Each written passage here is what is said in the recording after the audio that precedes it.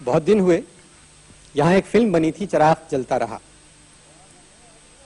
बहुत ज्यादा कामयाब नहीं रही ये फिल्म, मगर इस फिल्म का एहसान हमारी इंडस्ट्री पर बहुत है। इस फिल्म ने 4 बेहतरीन फनकार हमारी इंडस्ट्री को दिए, ज़ेबा, मोहम्मद अली, दीबा, कमाल ईरानी। जितनी भी ये फिल्म कामयाब रही उसकी 2 वजूहात हैं। एक तो इन 4 फनकारों की अदाकारी, और दूसरे ये फिल्म फजल अहमद करीम फजली साहब ने बनाई थी। हमारे यहाँ के बेहतरीन अदीब, बेहतरीन शायर, मोहतरम बुजुर्ग, सरकारी अफसर थे। जब फिल्म रिलीज हुई तो उन्होंने लोगों को फोन करना शुरू किया कि भाई ये तुम हमारी फिल्म देखने जरूर आओ, और देखो अपने बच्चों को जरूर लाना, क्योंकि ये बहुत साफ सुथरी फिल्म है। सब उनको बुजुर्ग मानते थे, अफसर भी थे, अपने बच्चों को, रिश्तेदारों को लेकर पिक्चर हाउस पहुंच जाते थे, और फजली साहब नहीं पहुंचते थे। 2:45 हो गए, 3 बजे फिल्म शुरू हो जाती थी। 3 बजने में 5 मिनट पर बच्चे इसरार करना शुरू करते थे कि नहीं अब्बू टिकट लें, आप बैठें, आप। मजबूरन टिकट लेना पड़ते थे, और इस तरह ज्यादातर ये पिक्चर हाउस फुल हो जाया करता। इसी फिल्म की हीरोइन थी ज़ेबा।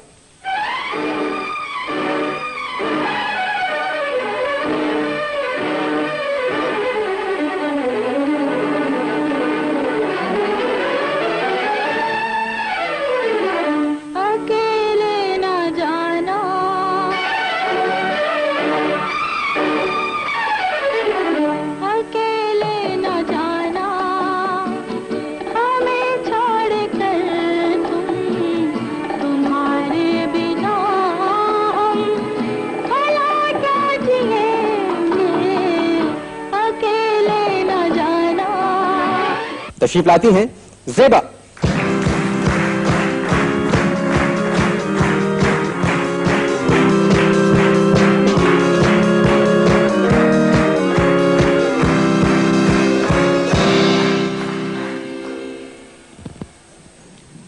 हमारी तहजीब में बहुत सी बातें हैं, जिनमें एक बात यह है कि बीवियां शौहरों के सामने उनकी बुराई नहीं करती।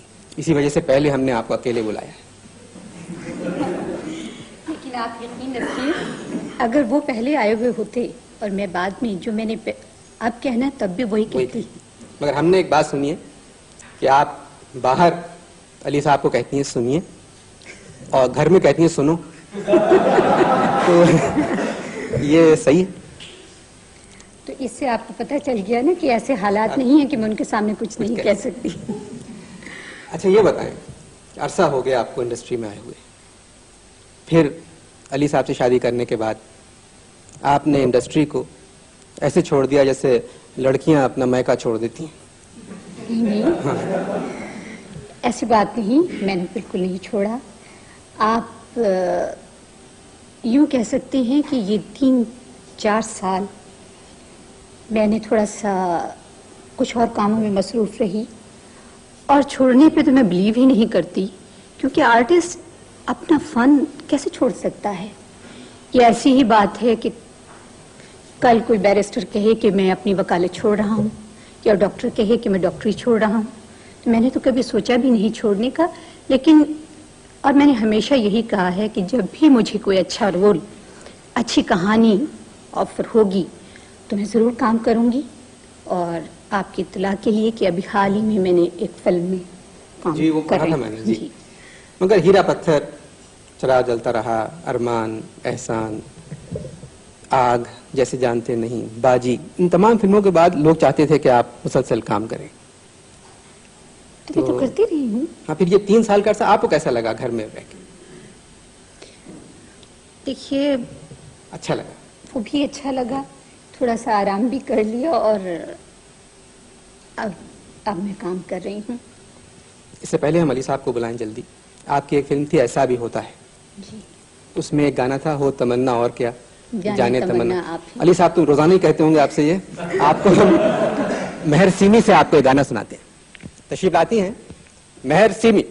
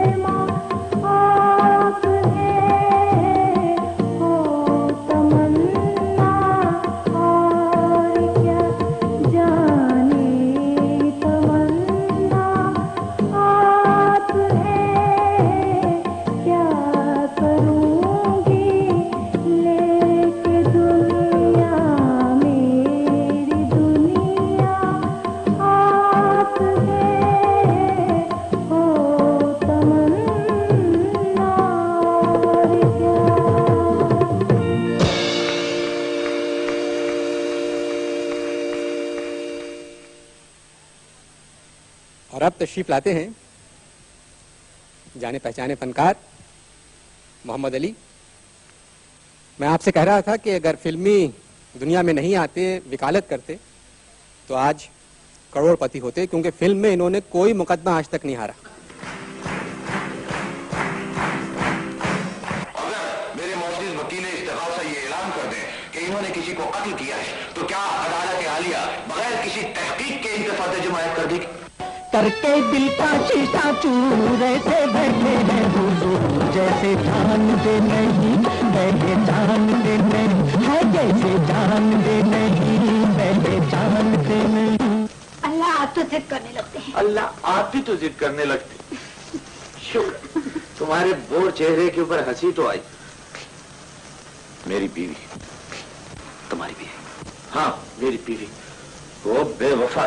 जो फिरूं कभी वफा से तो फिरूं खुदा से अपने, मेरे प्यार के निशाने ये सिंगार याद रखना। तू जहाँ कहीं भी जाए मेरा प्यार याद रखना, तेरे नाम से है सलामत ये बहार याद रखना। तू जहाँ कहीं भी जाए मेरा प्यार याद रखना। मोहम्मद अली साहब।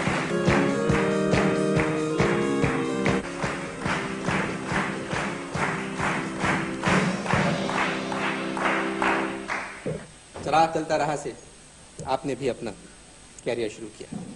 जी उसमें भी माशाल्लाह तकरीरें थी आपकी। हाँ, नेगेटिव थी। नेगेटिव। फिर आग का दरिया। जी बहुत सी फिल्में ऐसी हैं जो हम नहीं भूल सकते। फिर ये हुआ कि आपने अपनी प्रोडक्शंस करना शुरू की, जी जिसका मैं जिक्र कर रहा था आपकी बेगम से, आग जैसे जानते नहीं। शुरू में जब इंडस्ट्री में आए तो जाहिर है आपके पास इतना पैसा नहीं था कि जितना अब है। उसके बावजूद भी आपने फिल्में बनाई और बहुत अच्छी फिल्में बनाई। अब जब माशाल्लाह से अल्लाह का दिया सब कुछ है, तो फिर आपने अपना हाथ रोक लिया, नहीं बनाते फिल्में। इसकी क्या वजह? नहीं, मखसूस अभी ये तो नहीं कह सकती कि हाथ रोक लिया, लेकिन खूब से खूब तर की जो जुस्तजू है। जिस जमाने में हम दोनों ने फिल्में बनाई थी, उस वक्त ये कॉपी फिल्में बनाने का और एक्शन का और वायलेंस का और सेक्स का इतना मवाद नहीं था जितना आज आपको फिल्म में मिलता है। जिस वक्त हम लोगों ने फिल्में प्रोड्यूस की थी, उस वक्त बड़ा अच्छे किस्म के कहानियां हमें मिल गई। मेरी पिक्चर कॉमेडीज थी, जो फरार था मेरी प्रीवियस पिक्चर्स का, क्योंकि बेशतर पिक्चर्स में मैं सिर्फ तलवारबाजी करते हुए नजर आता था। उसके बाद से शादी के बाद मालूम यह हुआ कि कुछ कॉमेडी भी जिंदगी में आनी। तलवारबाजी फिर और करने लगा कोई? तलवारबाजी उसके बाद खत्म हो गई। तो हमने ये 2 फिल्में प्रोड्यूस की, लेकिन उससे तजर्बा ये हासिल हुआ कि ये फुल टाइम जॉब है। अगर कोई ऐसा एस्पेक्ट आता है कि हुकूमत भी पैसा इन्वॉल्व करती है, तो वहां पर फिर ये शर्त भी होगी कि साहब आप फिल्म बनाने दें हमें, जिस अंदाज से आपने बड़े खूबसूरत टीवी के ऊपर ड्रामे प्रोड्यूस किए हैं। तो उसकी वजह यह है कि आप पैसा दे के। बड़ी खुशी हुई आपके जबान से सुन के कि टीवी के खूबसूरत ड्रामे। बहरहाल भाई, मेरे मुल्क हमने तो ये सुना है कि आप टीवी देखते ही नहीं।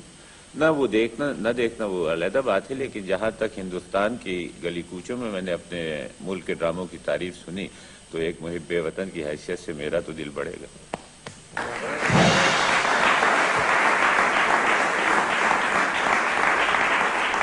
तो ये इसी अंदाज की सूरत है कि अगर फिल्म भी हुकूमत भी अपने आप को फिल्म से मुतालिक करे, तो कम से कम फिल्म मेकर को ये लिबर्टी दे कि आप अपनी नॉवेल थॉट्स को produce your best and direct your best, तब जाकर कोई अच्छी। अच्छा, एक जमाना था कि इंडस्ट्री का आवाम से बड़ा गहरा ताल्लुक। जी।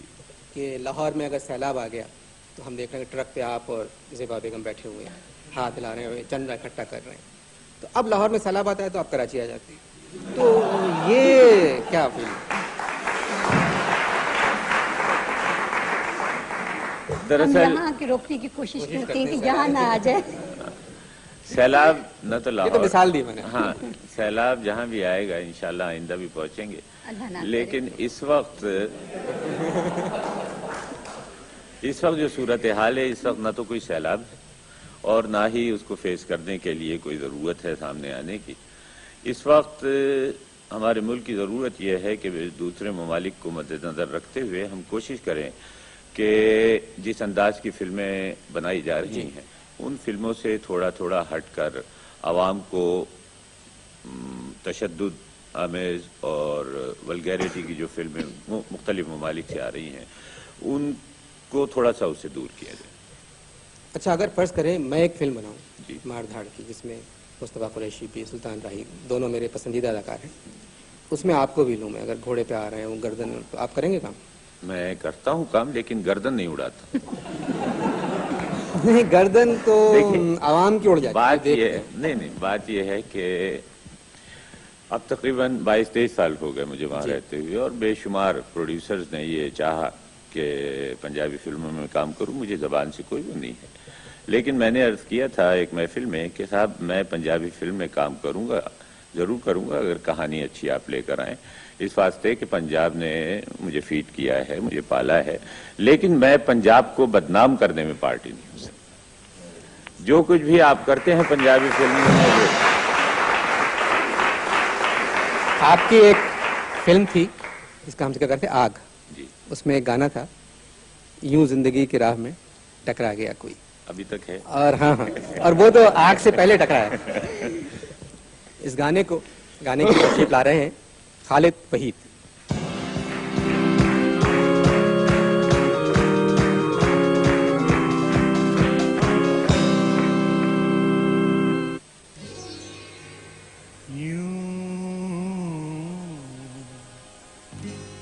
जिंदगी की राह में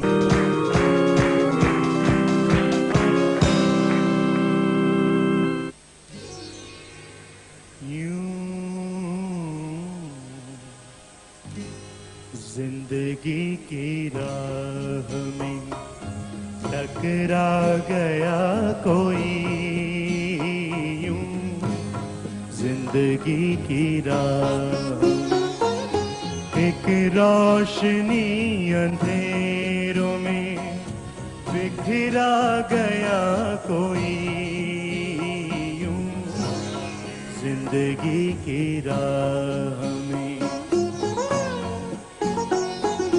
वो हादसा, वो पहली मुलाकात क्या कहूँ, कितनी अजब थी सूरत हालात क्या कहूँ,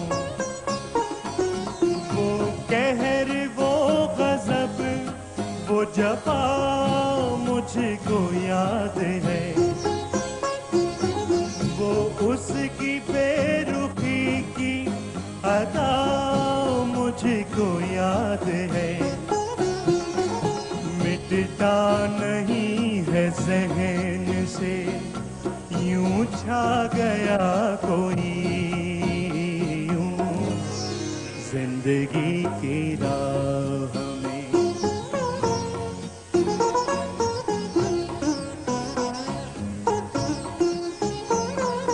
पहले मुझे वो देख के बरहम सी हो गई, फिर अपने ही हंसी ख्यालों में खो गई, बेचारगी पे मेरी उसे रहम आ गया,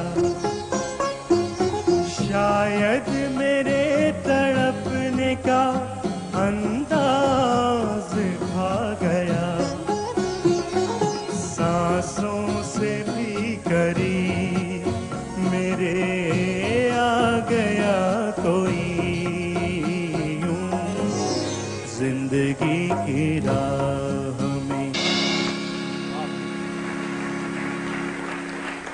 अब जरा कुछ घर की बातें बताएं कि नाश्ता क्या करते हैं, उठते कितने बजे हैं?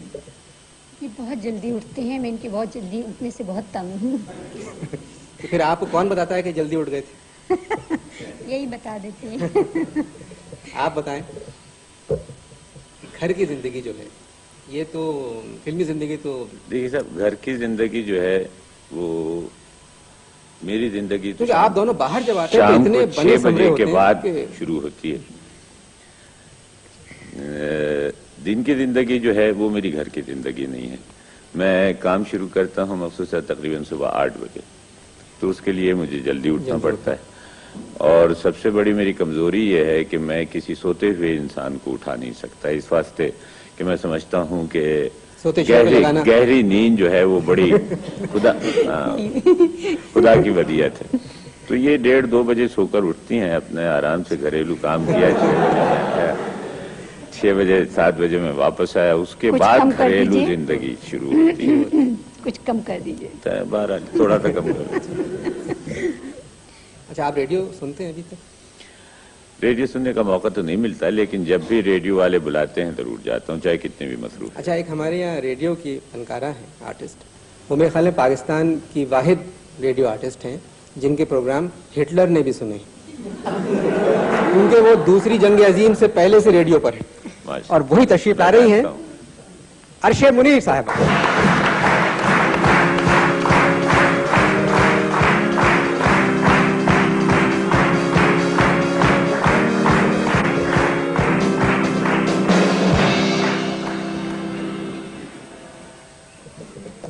अर्शा, 1938 से आप रेडियो पर, जी तो ये जंग अजीम आप ही की वजह से? मियां, ये दूसरी जंग अजीम मेरी वजह से नहीं हुई। नहीं हुई।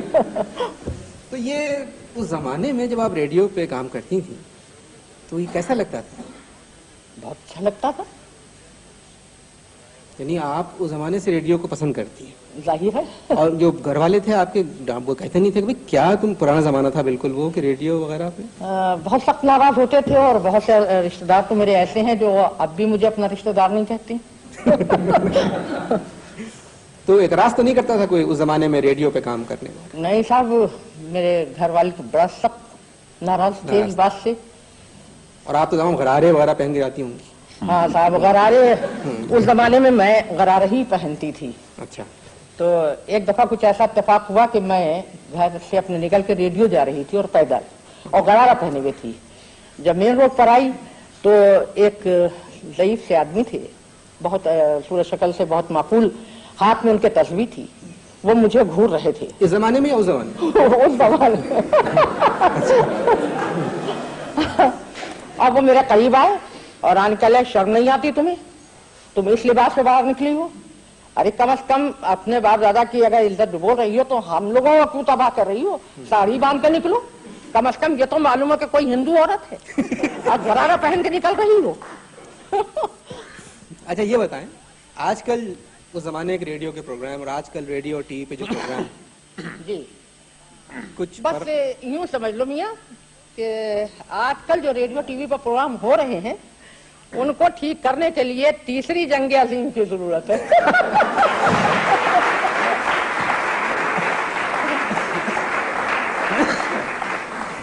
तो आप टीवी भी देखती हैं, बल्कि टीवी पे तो आती हैं आप अक्सर? जी हाँ, टीवी पर मैं काम करती हूँ, आपने देखा होगा। हाँ, बहुत। अच्छा, आपके ऊपर एक बहुत इल्जाम है, बहुत बड़ा। वो क्या? आप बहुत जोर से बोलती हैं। हे मियाँ, अब मैं लोगों को क्या बताऊं कि ये रेडियो टीवी वाले कैसे हैं। अगर मैं जोर से बोलती हूँ तो ये ठीक रहते हैं, अगर जरा नर्म लहजे में बात करो तो ये सर पर चढ़ जाते हैं। इसलिए मैं जोर से बोलती हूँ।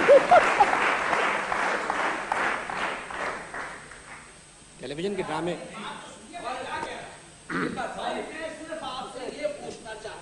नहीं भाई, नहीं। ये आपको मोहम्मद अली कैसा लगता है?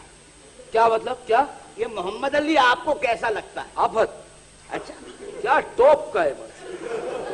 टॉप क्या मतलब? टॉप नहीं समझे? टॉप का मतलब ये सब छोटे छोटे नहीं, ये लंबा तड़ंगा टॉप पे है ना, इसका मतलब।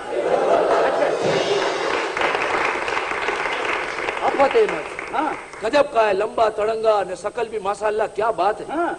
और लाल जांगिया में तो मात्र गजब का लगता है। कह रहे हैं आप? अरे मैं सच्ची बोलता हूँ ईमान से, इसका लेफ्ट पंच तो जवाब नहीं है ईमान से। अरे नहीं भाई, आप मोहम्मद अली बॉक्सर की बात कर रहे हैं, मैं मोहम्मद अली एक्टर के बारे में पूछ रहा हूँ। ओहो, मोहम्मद अली एक्टर, अरे ये इसका राइट पंच का जवाब नहीं है। अच्छा, आपको कैसे मालूम हुआ? मेरा किराएदार था ना, एक दफा गलती से किराया मांग लिया, जो राइट पंच पड़ा, अल्लाह अल्लाह तौबा तो ईमान से दिमाग पर आ गया। अच्छा अच्छा अच्छा। बाकी ईमान से रात को मेरे बच्चे ने फिर एक सवाल कर डाला। क्या सवाल? ऐसा सवाल किया, नारियल घुमा दिया मेरा। नारियल? नारियल ये सर नहीं है। अच्छा अच्छा अच्छा। हम दूसरे के सर को नारियल बोलते। हाँ ठीक, अपने सर को सर बोलते। अच्छा ठीक। मेरा ईमान से नारियल घुमा दिया। हाँ। मेरे को सवाल पूछा कि मम्मी एक सवाल है। मम्मी? अरे हर दफा तुमको बताओ यार कि मेरी घर में क्या पोजीशन है यार। अच्छा अच्छा। तो मेरे को सवाल पूछा, ये टीपू सुल्तान के बारे में सवाल पूछ डाला यार। टीपू सुल्तान के बारे में? हाँ भाई टीपू सुल्तान के बारे में तो हमारी मशहूर फनकारा है अर्शे मुनीर, हाँ। इनसे पूछ लो, ये जानती है। अर्शी खाला? हाँ। ये टीपू सुल्तान के बारे में कैसे जानती है? भाई दोनों साथ पढ़ते थे दूसरी जमात में। कमाल कर रहे हो ईमान से। हाँ। इतनी पुरानी है अर्शी खाला? अरे बहुत पुरानी है भाई, यूँ समझ लो कि मेरी दादी के काल में इन्होंने अजान दी थी। वाह वाह वाह, वो से ईमान से। वैसे तो आप भी बहुत पहले से जानते हो अर्शी खाला? हाँ, बहुत पहले से। तो आपकी क्या उम्र है? मेरी यही कोई 18-20 साल। मैं आपके बच्चे की उम्र नहीं पूछ रहा हूँ, आपकी उम्र क्या है? हाँ 18-20 साल। 18-20 साल? आपकी उम्र कितनी है भाई? आपकी उम्र कितनी है? जवाब क्यों नहीं देते? आपकी उम्र कितनी है? अब मैं क्या जवाब दूं, मैं तो पैदा ही नहीं हुआ हूँ यार। 18-20 साल। वैसे मैं रात को आया था आपके घर में। हाँ। बहुत देर से दरवाजा खटखटा रहा था, क्या बात है, जवाब नहीं दे रहे थे? वीसीआर चल रहा था क्या? हाँ हाँ भाई, वो कल ऐसा हुआ कि हम लोग वीसीआर पर पाकिस्तानी फिल्म आग देख रहे थे। अच्छा आग कितनी देर में बुझी? 3 घंटे में। अच्छा अच्छा, किसने काबू पाया? मोहम्मद अली ने। आग पर? नहीं, जेबा पर। कमाल। अच्छा वो आपके ससुर की तबीयत कैसी है? अरे यार मैं तो अपने ससुर की वजह से बहुत परेशान हूँ यार। क्या हुआ? तबीयत कैसी है? तबीयत खराब है ना, बहुत टॉप की तबीयत खराब है। यार ये टॉप के क्या मतलब है? टॉप का मतलब छोटी छोटी तबीयतें खराब होती है दूसरों की, मेरे ससुर की टॉप की तबीयत खराब। तो किसी डॉक्टर को दिखाया? बात 2-4 डॉक्टरों को दिखाया, सभी ने एक बात कही। क्या? कि जितना जल्दी हो सके इसका पोस्टमार्टम करा लो। पोस्टमार्टम? हाँ पोस्टमार्टम कराना पड़ेगा, क्योंकि इलाज से तो ये सुधरने का है ही नहीं यार। वैसे चलो बहुत टाइम हो गया मुझे।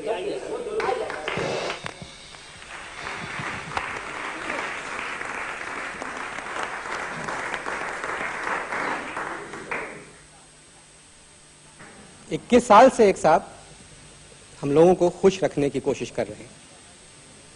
150 ड्रामे कर चुके हैं और हजारों शोज में मेजबानी के फराइज अंजाम दे चुके हैं। जाने पहचाने फनकार हैं, तशरीफ लाते हैं मोइन अख्तर।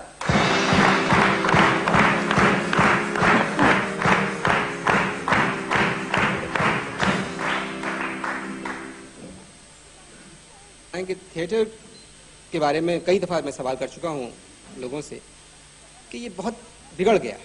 क्या बिगड़ गया? थिएटर थिएटर थिएटर बिगड़ गया? जी नहीं, मेरा ख्याल जरा मुख्तलिफ है। फरमाएं। मैं समझता हूँ ऑडियंस बिगड़ गई है थोड़ी सी। इसलिए कि अब पिछले आपके 1-2 प्रोग्राम में भी कुछ लोगों ने ये एतराज़ किया था कि जी ड्रामा जो है वो ख़राब हो गया। अब अगर आप आगा हशर साहब के ज़माने से ले लें तो वहाँ उस ज़माने में ड्रामे हुआ करते थे। शेर किस हाल में है, वे शेर लोहे के जाल में है जी। अब करवा लीजिए वो ड्रामा, अब आप वो ड्रामा चल सकता है? दौर बदल गया, लोगों ने चार्ली चैपलिन को पसंद करना शुरू किया जी। उसके बाद फिर जेरी लेविस हैं, पीटर सेलर्स हैं। पीटर सेलर्स ने एक मुख्तलिफ ट्रेंड दिया, तो ऑडियंस बदल। देखिए ऑडियंस कोई बच्चा तो नहीं है जी, और उसकी मर्जी है, खराब हो गई, आप क्या बिगाड़ लेंगे। अब देखिए ये ऑडियंस है, कितनी अच्छी ऑडियंस है, इनमें 1-2 खराब है, मैं जानता हूँ। दोस्त हैं आपके? हाँ मेरे दोस्त हैं बहुत अच्छे। अच्छा एक बात बताएं जी। माशाल्लाह बकौल आपके कि 21 साल से आप लोगों को खुश करने की कोशिश कर रहे हैं। जी जी। 150 ड्रामे कर चुके हैं जी। हजारों शोज कर चुके हैं जी। मगर लगते आप 19 साल के हैं जी। लगते माशाल्लाह से आप 19 साल के हैं, इसकी कोई वजह? बात यह है कि उम्र मेरी भी भैया जितनी है, मैं बीमार बहुत रहता हूँ।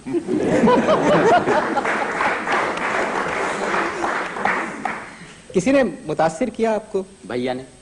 नहीं बिल्कुल शख्सियत। सीरियसली, कोई खास वजह? पर्सनालिटी के हिसाब से भी और परफॉर्मेंस के हिसाब से भैया ने बहुत मुतासिर किया। कोई खास वजह से? देखिए साहब, हर इंसान को अपनी जिंदगी बहुत प्यारी होती है। अगर इनको पता चल गया कि मैं इनसे मुतासिर नहीं हूं तो ये मेरा आखिरी प्रोग्राम होगा।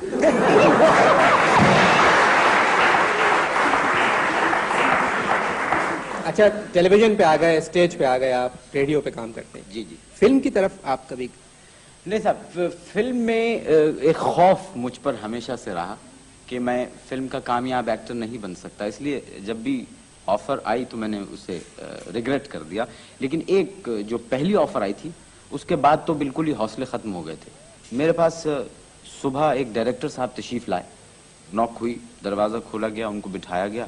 6:45 बजे सुबह वो आए थे, जबकि मैं ताजा सोया था।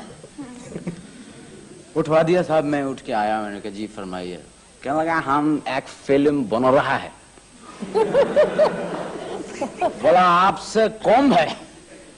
तो मैंने बच्चे को कहा, मैंने कहा कंघी ला दो, इनको कौम चाहिए। बोला कौम नहीं, कौम, ओर्क। मैंने कहा ओर्क? अच्छा, मैंने कहा वर्क। वही वर्क। तो मैंने कहा जी फरमाइए। आपका नाम इतना सुन लिया है कि दिमाग एकदम पागल हो गया। हम बोला आपसे फिल्म में कौन लेगा तो उसमें इतना वो हो जाएगा कि आपका भी एकदम लाइफ बन जाएगा, फिर हमारा डायरेक्शन होगा। तो मैंने चाय मंगवा ली। मैंने कहा डायरेक्टर ने चाय ले आई, चाय वाय उनको। मैंने कहा कि ये बताइए कि आपने जो फिल्में बनाई हैं, इससे पहले बनाई हैं? 2 बनाया। मैंने कहा क्या प्रोड्यूसर का आपस का झगड़ा की वजह से लगा नहीं? तो मैंने कहा कि अच्छा मुझे क्या करना होगा? बोला देखो मुबीन अख्तर। मैंने कहा मोइन अख्तर? वही बोल रहा है। बोला आपका जो रोल है फिल्म में जो हमने सोच लिया है वो बड़ा पावरफुल है। तो मैं और एक्साइटेड हुआ, मैं आगे आ गया सोफे से। मैंने कहा जी कितना पावरफुल है, जरा मुझे बताइए। मोइन साहब आपका जो रोल आता है उसका बाद में कहानी टर्न ले लेता है, आपका रोल बहुत पावरफुल है। अरे मैंने कहा जनाब आप मुझे अब मेरा एक्साइटमेंट वो उभार रहे हैं। मैंने कहा अब आप मुझे बता दीजिए कितना? अरे इतना पावरफुल है कि एकदम पागल हो जाएगा दुनिया। मैंने कहा साहब खुदा के लिए मेरा कलेजा फट जाएगा, आप बता दीजिए कितना पावरफुल है। अब उन्होंने मुझे जो मेरा रोल बताया वो आप सुनिए, इंशाल्लाह आपकी भी तबीयत साफ हो जाएगी। कहने लगे कैमरा शुरू हो गया। मैंने कहा फिल्म शुरू? हाँ वही कैमरा शुरू हो गया, टाइटल आ गया, कट करके गया। हॉस्पिटल का सीक्वेंस है, एक दुबला पतला मरीज है, वो तुम है, वो लेटा हुआ है। मैंने कहा अच्छा।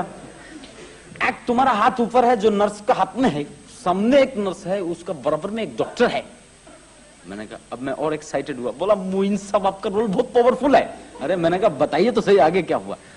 उसका बाद में कैमरा आपका क्लोज में जाता है, आप यूं क्या लगा आप बहुत मरीज है, इधर कालक लगा देगा इधर। मैंने कहा अच्छा। बोला थोड़ी देर में आपने गर्दन यूं उठाया, मुस्कुराया, एकदम तुम्हारा आंख में हसरत है, हाथ तुम्हारा नीचे गिर गया, गर्दन इधर टर्न हो गया। मैंने कहा फिर क्या? इधर तुम्हारा दुनिया से गर्दन टर्न हुआ, उधर हमारा कहानी टर्न हो गया।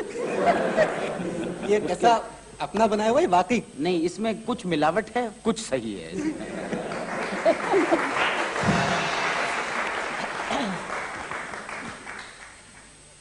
अच्छा, बात हम कर रहे थे अली आपसे कि रेडियो, तो आप तो रेडियो के बड़े पुराने फनकार हैं जी। आपने तो अपनी जिंदगी का आगाज रेडियो से। रेडियो तो उस जमाने में आप जानते थे अर्शिद?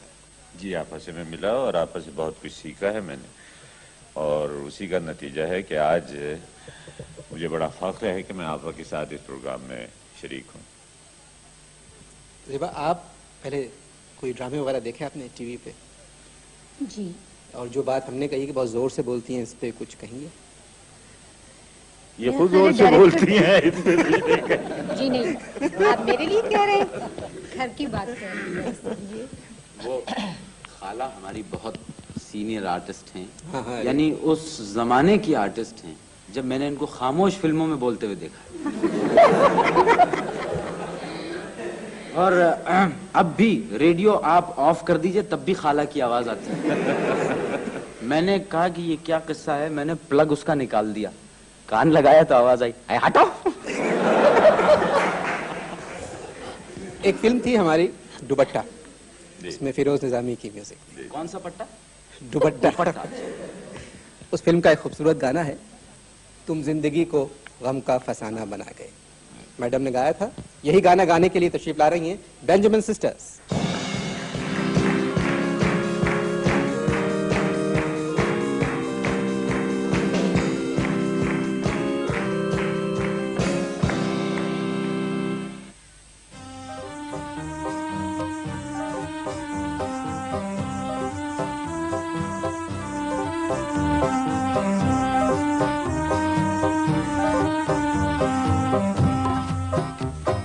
जिंदगी को गम का, तुम जिंदगी को गम का फसाना बना गए, आँखों में इंतजार की दुनिया बसा गए। तुम जिंदगी को गम का फसाना बना गए, आँखों में इंतजार की दुनिया बसा गए।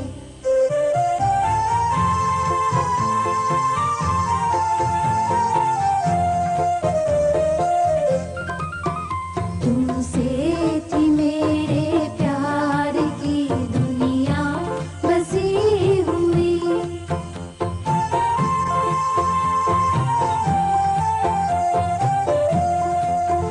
तुमसे थी मेरे प्यार की दुनिया बसी हुई।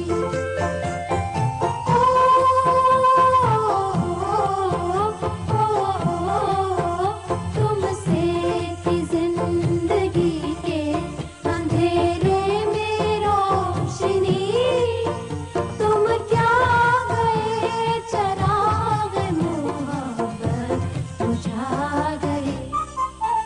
तुम जिंदगी को गम का फसाना बना गए, आँखों में इंतजार की दुनिया बसा गए।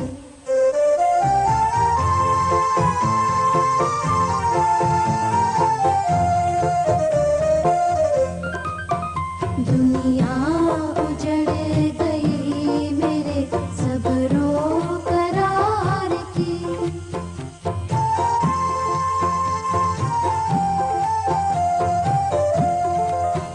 दुनिया उजड़ गई मेरे सब्रो करार की।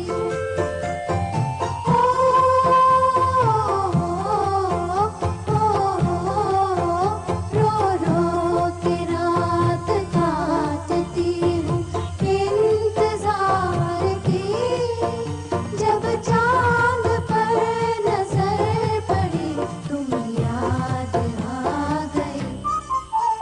तुम जिंदगी को गम का फसाना बना गए, आँखों में इंतजार की दुनिया बसा गए।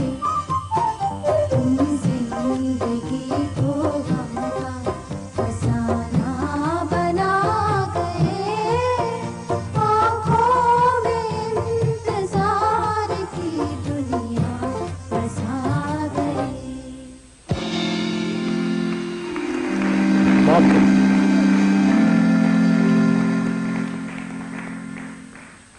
इतने पुराने गाने हो चुके हैं मगर जब सुनो जब नए लगते हैं।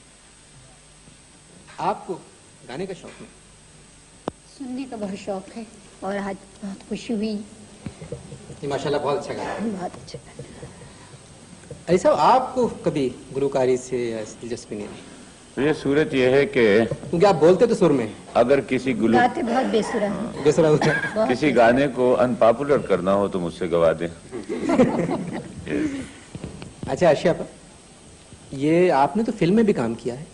जी हाँ एक फिल्म थी हमारी ज़बान, जी। तो जिस जमाने में आप फिल्म में काम करती थी, तो आजकल जो फिल्में हो रही हैं, आजकल जो हीरोइनें जितनी देर में मेकअप करती हैं, हमारे वक्त में इतनी देर में पूरी पिक्चर मुकम्मल हो जाती थी।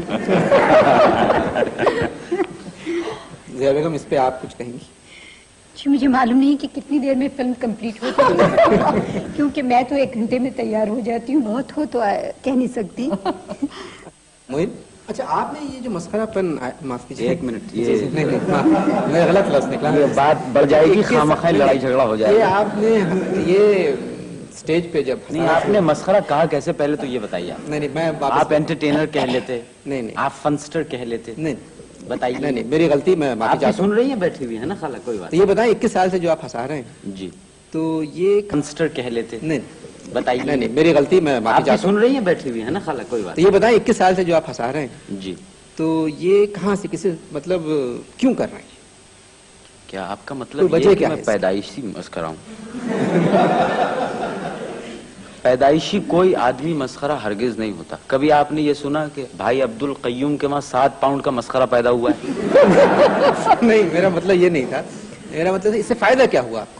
ये क्यों शुरू किया आपने हंसाना लोग? भाई देखिए, मैंने शहर को परेशान देखा तो इस काम में कूद पड़ा। तो 21 साल से शहर परेशान है। जी हाँ, 21 साल से हम दोनों ही परेशान हैं। मैं शहर वालों से, शहर वाले मुझसे। अनवर भाई, अगर आपने अभी खाला से सवाल किया था गाने के सिलसिले में, तो आपको भी मालूम है, हम सबको मालूम है, शायद कुछ सुनने वालों को न मालूम हो कि खाला गाती भी बहुत अच्छा थी। हाँ, अरे तो हम सब दरखास्त करेंगे खाला से कि कोई एक लाइन सुना दी। देखिए,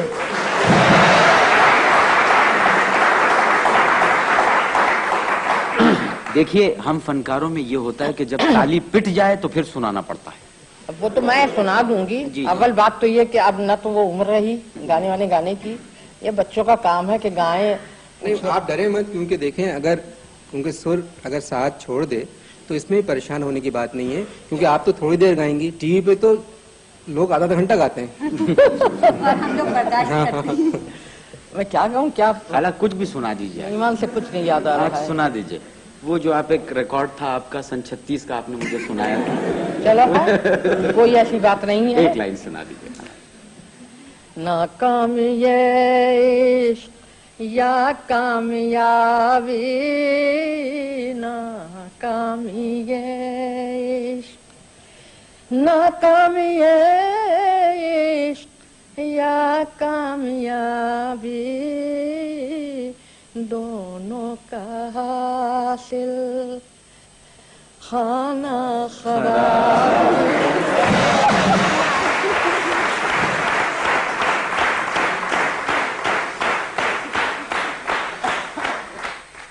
हम आज आप सबसे रुखसत होते हैं। ज़ेबा बेगम, मोहम्मद अली, अर्शद मुनीर, मोइन अख्तर, आप सबका बहुत बहुत शुक्रिया। अगले हफ्ते तक के लिए इजाज़त दीजिए। खुदा हाफिज़।